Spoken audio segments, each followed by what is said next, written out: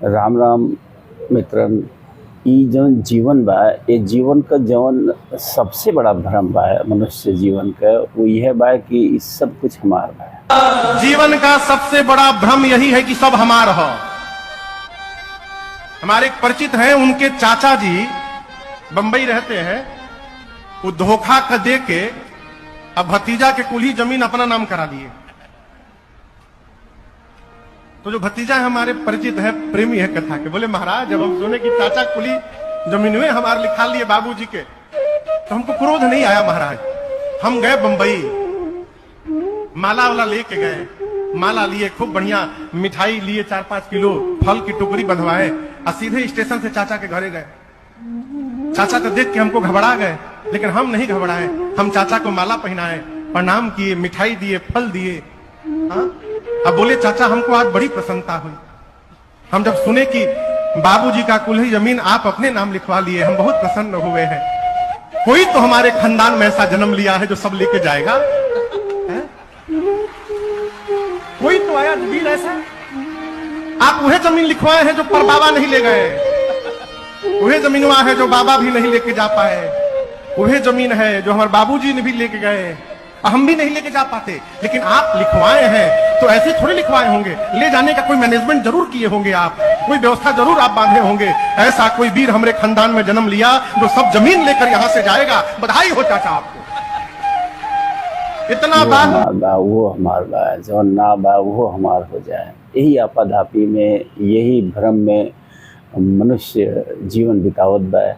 और हमार तई मानल बा कि जौन कुछ समस्या है समाज में, देशन के बीच में, पूरी दुनिया में, उस सब कर कारण यह बा कि हई हमार बा, हऊ हमार बा, हऊ हमार बा। हमार नाम का जौन बीमारी बा ना, ये बड़ी घातक बीमारी बा।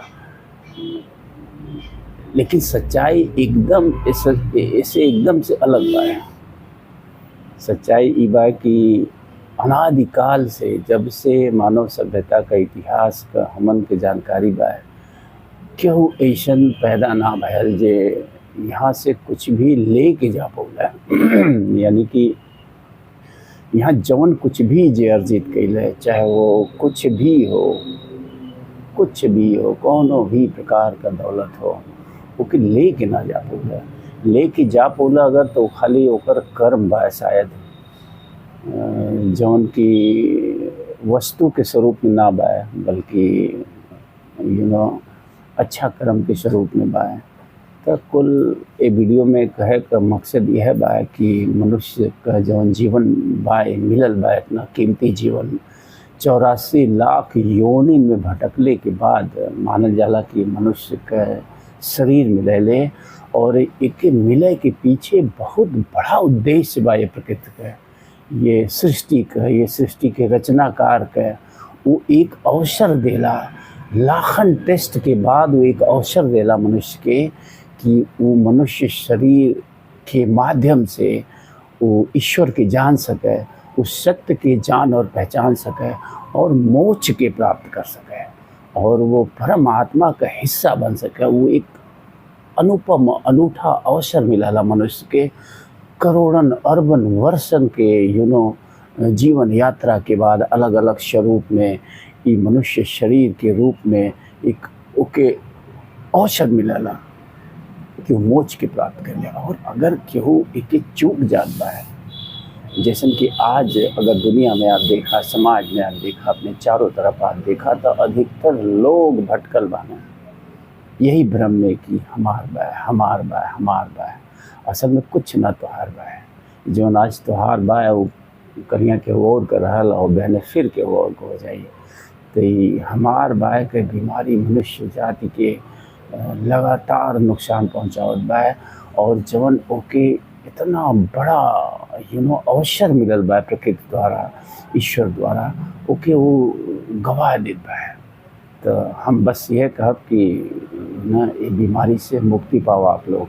हाँ ठीक बा, हमार बा मतलब जवन तो अर्जित करत बाड़ा, निश्चित रूप से तोहार बा, लेकिन खाली उपयोग खातिर, अपने उपयोग खातिर, ओकर संचय करे खातिर ना, कि अपने पड़ोसी के भूखा मार के या अपने भाई बंधु का बेईमानी कह के खूब सारा तो संचित करा, दूसरे के दुखी करा, परेशान करा और ओकरे माध्यम से खूब सारा संचित करा ई समझ के कि हमार बा जौन ईमानदारी से नैतिकता से तू संचित करत हो, निश्चित रूप से ओकर उपभोग करे का अधिकार तोहार बा। ओके तो उपभोग भी करा, लेकिन इस सोच के करा कि एक सतवा ले ना जा पाएगा तो उतने रखा जितना उपभोग कर पावा, और बाकी जौन ज़रूरतमंद बाड़ा जेकर हक हिस्सा तू मारत हुआ ओके मत मारा। ओके भी जौन है न जीवन जिए दा आराम से, सुख से, सुकून से, चैन से। तो ई जौन अहंकार पल्ले बाड़ा कि हमार बा ये टूट जाए एक न एक दिन, सबकर टूट गल। बड़े से बड़े जे भी आया कितनो बड़ा शक्तिशाली रहल, बलवान रहल, धनवान रहल, सब कर यहीं छूट गल और सबकर अहंकार ये प्रकृति तोड़ देले। और फिर अगर तू असफल हो गई मनुष्य जीवन में मोक्ष प्राप्त करे से तो फिर तो जनता हुआ तो कि फिर से तुम्हें 84 लाख योनि में भटके के बाद तरह तरह कीड़ा मकोड़ा कुत्ता बिल्ली न जाने कौन कौन शरीर में तुम्हें फिर से भटके के पड़ी, तब जाए कि दोबारा मनुष्य शरीर मिली। तो भैया लोगन सावधान, बड़ा कीमती बा जीवन, अत्यंत कीमती बा, अनुपम उपहार बा प्रकृति के मिलल कि एकरे माध्यम से मोक्ष के प्राप्त करा। तो ध्यान रखा, याद रखा। नमस्कार, फिर मिलल।